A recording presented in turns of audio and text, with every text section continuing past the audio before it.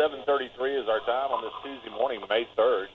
It is still 47 degrees outside, clear skies, and looking at a high of 73 with sunshine all day long. Matter of fact, the sun is up and shining right now. Get out and enjoy some of this in the fine Texas Hill Country this morning. We've got on the telephone with us this morning another guest, Craig Harris. Good morning to you, sir. Good morning, Gordon. You've got a new book out called Heartbeat, WARBLE, and the Electric Powwow, American Indian Music. Tell us about it. Well, it started about 15 years ago, maybe. I was writing for Dirty Linen magazine, the world and folk music magazine, and I had agreed to review a handful of powwow drum group albums. And it took me about a month of listening and listening and listening before I was able to differentiate one drum group from another and be able to write reasonable reviews of all of them. And that prompted an article that I wrote for Dirty Linen looking at the tradition of powwow drum music. And as I started doing that project, I realized that even though I've been engrossed and involved with music for most of my life, there's a lot of stereotypes that we bring when we think of different musical genres. Indian music is a lot more than drums and flutes. Keith Secola, who's called the Bob Dylan of American Indian music, told me that once you begin to pull away the pedals, you realize how deep the roots go. And that article continued to grow as I began to see that the music has not only incorporates all the traditions and the roots of Native music, but it's continued to grow with the real world. There's native rock, there's native country music, there's native jazz, native reggae, native hip-hop, native electronic dance music. And it's a very exciting musical genre, and it's existing under most people's radar. And the point of the book was to look at where that music came from, what it means, who are the people that are making it. In doing so, I spent 10 years or 7 years interviewing very deeply all of the very top and influential indigenous musicians in North America, both the United States and Canada. And the book is, I believe, very culturally groundbreaking. Okay. Now, so Native music influenced a variety of musical styles, notably jazz and blues, as well as hip-hop. Tell us about that a little bit. Joy Harjo does a program called something about We Were There at the Beginning, and it really is so. Take jazz, for example. The legend or the history is that it began in Congo Square in New Orleans when the slaves who got Sunday off got together with the immigrants or the West Indies and the people from the Caribbean in that area, the Creoles, and they mixed and created this improvisational music. Congo Square was, before it was a community park, it was a Indian ground between bodies of water. They used it for porridge, bringing boats across. And they played a very strong, influential part in the development of jazz. And blues, and really every kind of music. The best way that I've heard it explained is when you talk about American or jazz music, you've got the syncopation coming out of Africa. You have the orchestration and harmonizing out of Europe. But without that powwow chop, without that strong backbeat, which comes out of Native American drum music, you don't have American music. Listen to rock and roll. You hear that backbeat, and we don't really know where it's from. And we attribute it to rock and roll, for example, being a marriage between country and blues. But we forget that there's that chop there, and that comes from Native America. At the same time, there are very many Native Americans who played great roles in the development of American music of every genre. Mildred Bailey, who was the first female to sing with a jazz big band, was Native American. There are lots of blues musicians who are Native American, including today Eddie the Chief Clearwater, who dresses in a Indian chief bonnet and performs his music. Jimi Hendrix, Elvis Presley. It goes on, that influence. And at the same time, these are people that live today, and we forget that. Buffy St. Marie told me that many people think that Indians have been gone since the very first Wounded Knee. Other people have pointed out that people think of Indian culture should be relegated to museums. They're alive today, and they're influenced and affected by the same things that we are today, and that results in a melting pot of different music. And this is one part of the rainbow of sound that we are blessed with in this country. So this subject to you, I mean, was it? Were you just curious enough about it that you just had to explore it and find more? You know, I don't really know. I on one level, I have a feeling that this was inside of me my entire life. I don't. Often during the interviewing, the question was asked to me, "Am I Native?"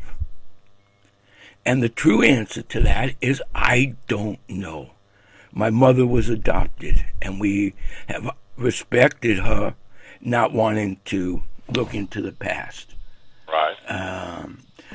But in writing that, and in trying to understand what is the connection between all these varied musics, what is the one thing that makes a native music, I came to believe that there are really only two human beings on this planet.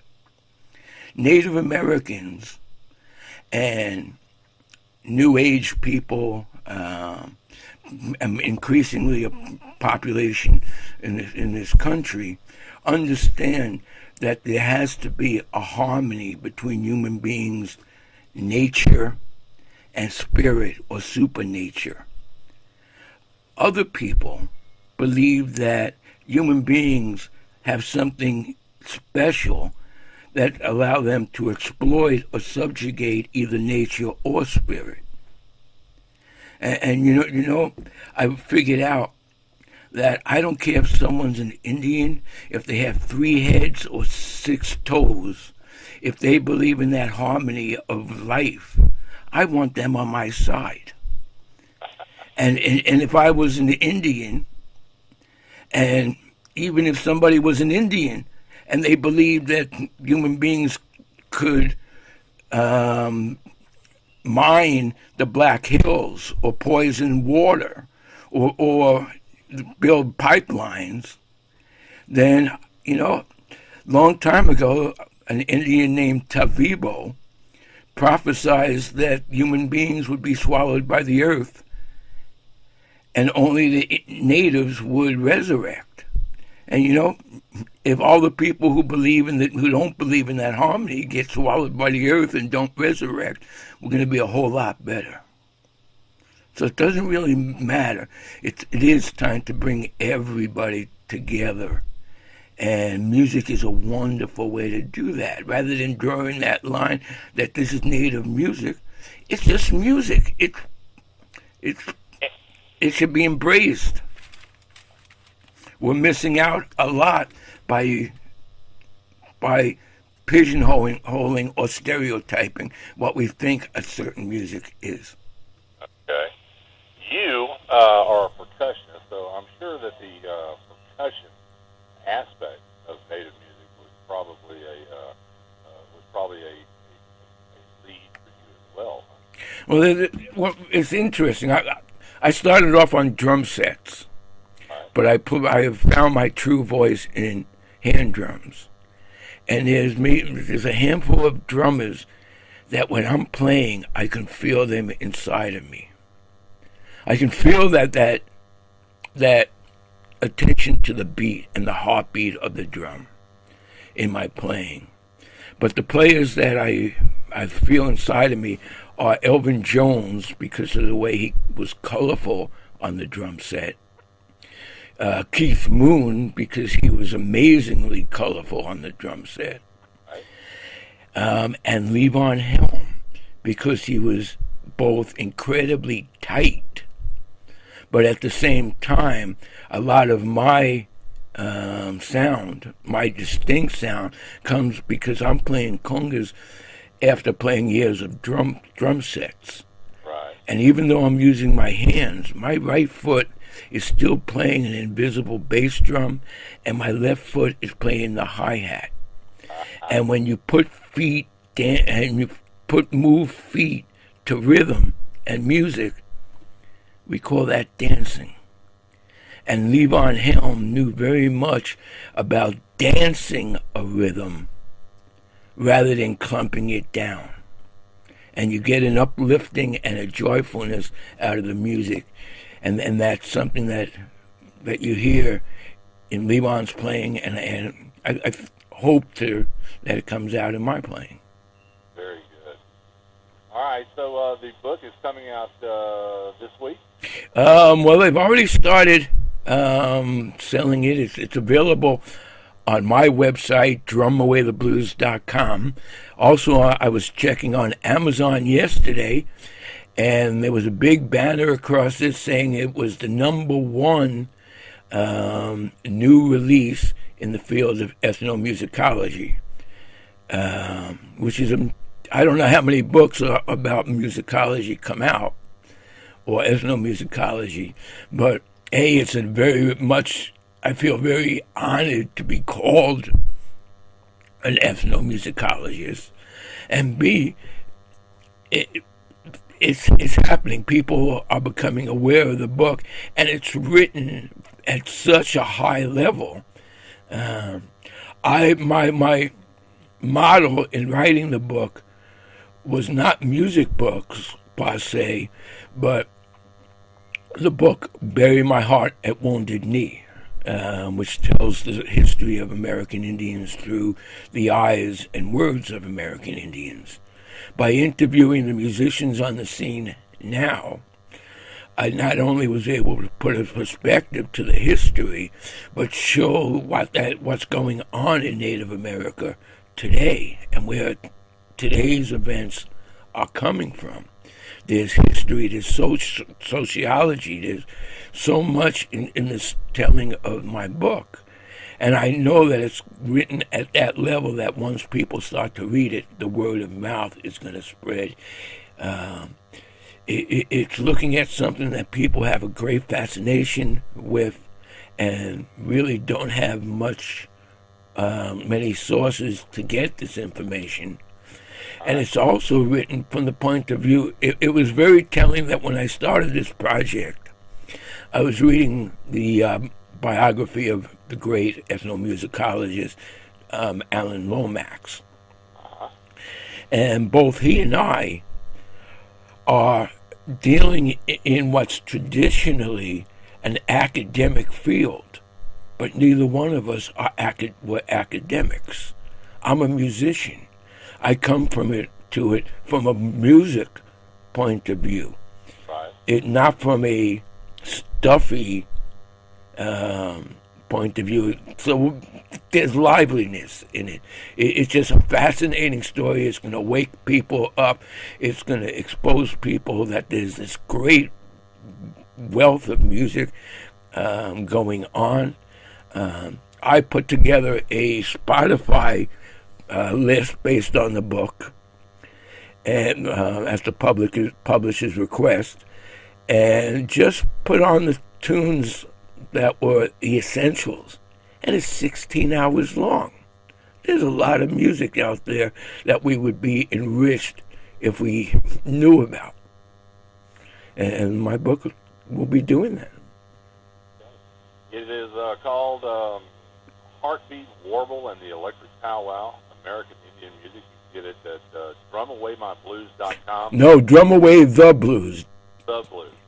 Drumawayblues.com. Okay. Or at Amazon. Or any of the usual outlets. Yesterday I got an email from the publisher saying that it's that sales have been very encouraging, and that's very encouraging to hear from your publisher. Absolutely. Right. And then to see that it spiked on Amazon. It was the number 5 book in ethnic books altogether. I mean, word's getting out there, and it's just going to spread, and the enjoyment of the music is going to be increased. It's about time. It's great music. It's great messages. It belongs with everything else. We should be able to enjoy a melting pot of the best of the best, the best, without drawing lines between genres. Greg Harris, I appreciate your time this morning. Thank you, sir. Best